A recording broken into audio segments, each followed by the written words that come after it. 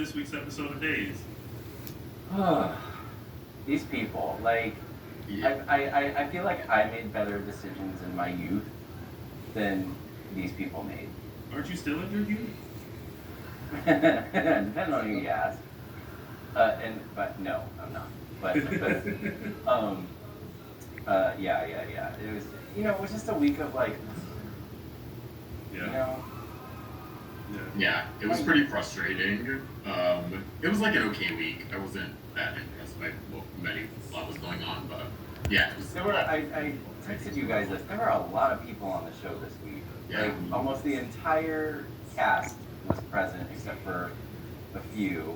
Because I was going through, who was on, and I was like, dang, like everybody had a moment this week. So Something to do. it just made me realize how many people are, how many characters are on how much shit there is to keep track of now on the show, and who's doing what, and they're all starting to merge together, and yeah. I thought this week was interesting. Again, I feel like Days said, Yeah. it's kind of shaking things up a little bit. So I felt like that's what kept it interesting. I think a lot of times we were like, ugh. They're just spicing it up a little bit. So with that, let's break it on down. It is now time to start. Edition Days. I saw you. I did. I nodded, and then you were the only one that said it. Okay. You know what? Maybe that's a new thing. We'll just designate one person to say it. It's time to start, and then someone just says Edition Days.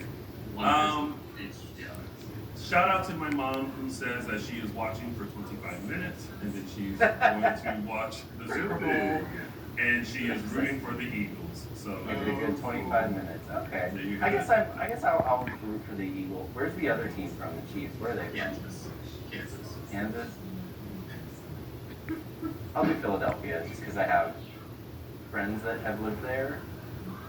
They I don't love currently it. live there, but they have lived there. So I love that that's your reason. and I love a Philly cheesesteak. So I'm rooting for Rihanna. I as well am rooting for Rihanna. Of course, as you should. I actually have to work after this, after her performance. So Oh, I bet you do. yeah. Oh, Nana. What's my name? Okay, we have a bet, and then we can get to the show. Then I'll shut up. We have a bet about what her intro song is gonna be, and that was my guess. And everyone's like, "No, that's not gonna be it."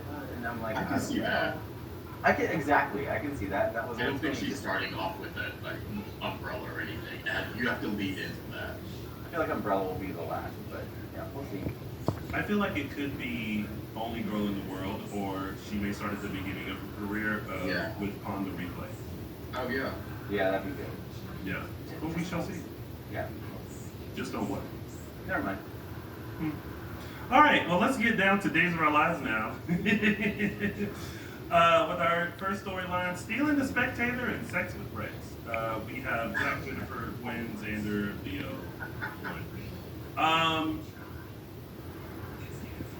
This was the most interesting one for me this week. Same. The Xander. What's her name? Oh no. Gwen. Xander and Gwen. I kept wanting to say Sarah, and I was like, no, Sarah was not being stupid. No, yeah, this was when they were like, let's take over the Spectator. Okay, this is getting good. Like this is the kind of drama I want. Yeah. But it's also the leverage that they have to take over the Spectator, because we all forgot that Jennifer hit Gwen when she was on the pills. Yeah. Yeah, it happened so long. Well, how long ago did that happen? Was that November? Or November, October, something like that? Maybe, yeah, something like that. In the fall. Yeah. Yeah. I don't know when it happened, but the fact that they brought it up, I was like, Yeah. and see, sometimes, It's one of those things where I was like, oh, right, they do have good, like, leverage, like, something to hold over It's it. actually funny because when they said that, and they were like, because it was Leo really who brought it up. He was like, dig into their past. I thought for some reason it was going to be like they were gonna do the rape storyline again or something like that. Yeah. That's what I thought they were going with that. Maybe like plaster that on the news or attach it or something like that. Yeah. And I like the little shot of like when Leah was like, yeah, go after Jack because what he stole the paper from my mom in the first place. Like I like that. Yeah, the nod to history. Yeah, nod to, yeah. I could tell though that Gwen doesn't seem like she's 100% on board because she does a little she seems hesitant yeah. because she was like, because I mean, Xander is like all for it when he walked in, but Gwen was like, oh, Daddy. if you don't hand us the Spectator, I'm sending Jennifer to jail. I was disappointed that they stopped it, like, that we didn't see Jack's initial reaction. Yeah. We didn't see any kind of, like, tense conversation after that with them. It was like the next time we saw them, it was the next morning. Jack was pondering it, and I was like, oh, I was hoping we would have gotten, like, a good, like, I don't know what adjective to use, but just a good, you know, tense scene between Gwen and Jack, and like the threat and why, and then like, you know, it was a strength cut, Deborah. Yeah. Yes. Yes. I while watching this though, I realized I kind of miss how Gwen was in the beginning when she was first introduced to us. There was something about this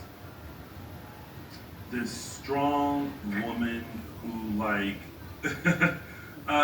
there's something about this strong like woman who had this like master plan to get back at Jack and the family, and it looked like it was working. And I feel like now they've taken Gwen down a notch, and like I kind of wanted her to just kind of be like this same like tough, strong woman that she started off as.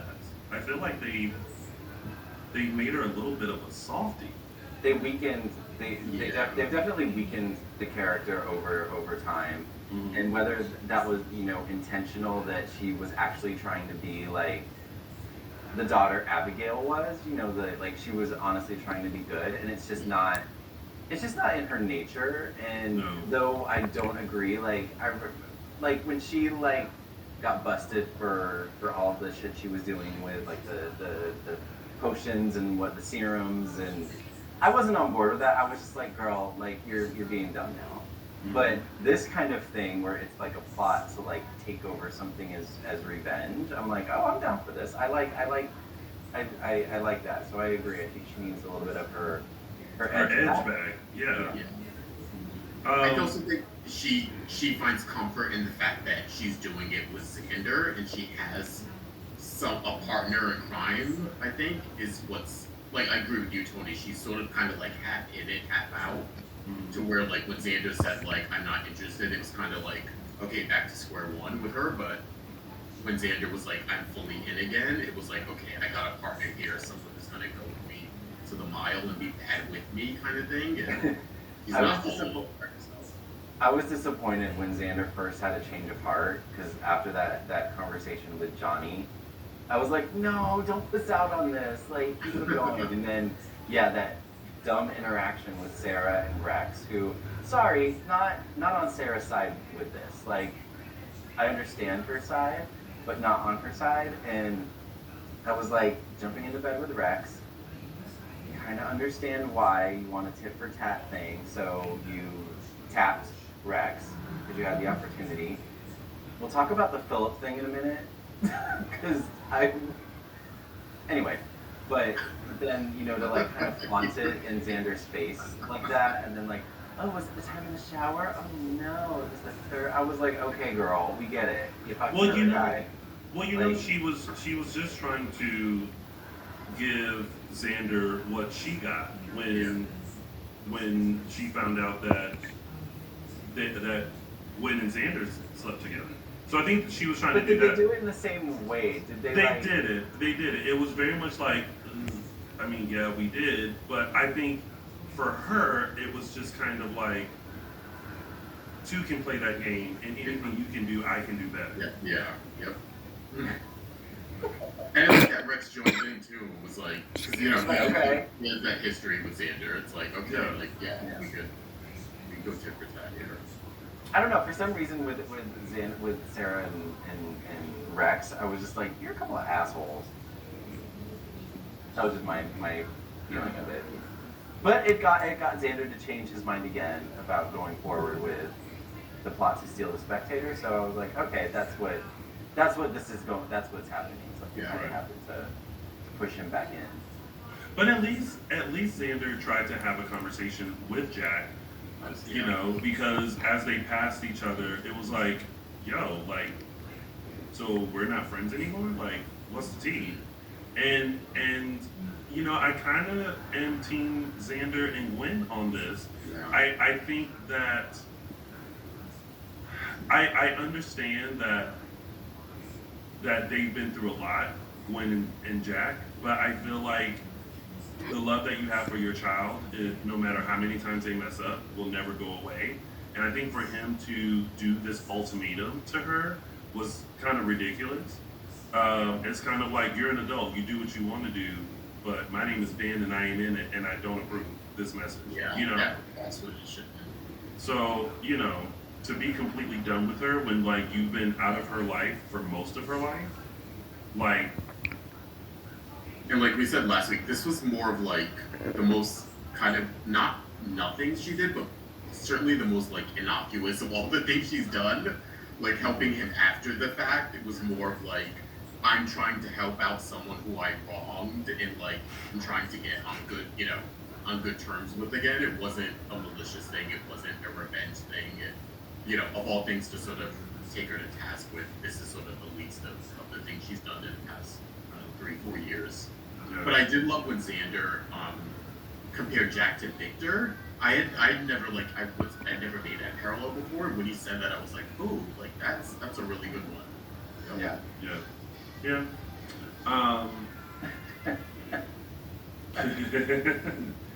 So I'm curious how this is going to play out. I mean, Leo is loving it because Lady Whisperer can really spill the tea. Lady Whistleblower. Well, yeah, Lady Whistleblower can now spill all the tea on all the things that are happening in Salem. Speaking of Leo, I'm back to just shaking my head whenever he opens his mouth. I'm just like, not everything has to be a pun. Not everything has to be a gay joke. Not everything has to be like something, you know what I mean? And I'm like, okay, he goes from being like likable, like a likable scam, to then being just this, like, what was I calling him before? Like a gnat, just like and he goes from being what I just said, likable. Do you guys remember the character Harold? Like from way long ago. Yeah. He was brought on as a gay character. He was brought on as a gay character because, for whatever reason, Jack told Greta he was gay. Yeah. And So then she would. Greta hooked him up, was trying to set him up with her friend Harold, who was like Jack from Will and Grace, we'll say. like Jack from Will and Grace, but annoying. Yes. More annoying. And I think that's exactly what they were trying to model him after. And so Leo's this character that goes from like, okay, he's kind of a troublemaker, but he's entertaining to watch. But then he starts to go into Harold territory, where it's just like, shut up. And so now he's Harold 2.0 to me. And I'm just like, I want to enjoy you, but you're just annoying me. I'm living for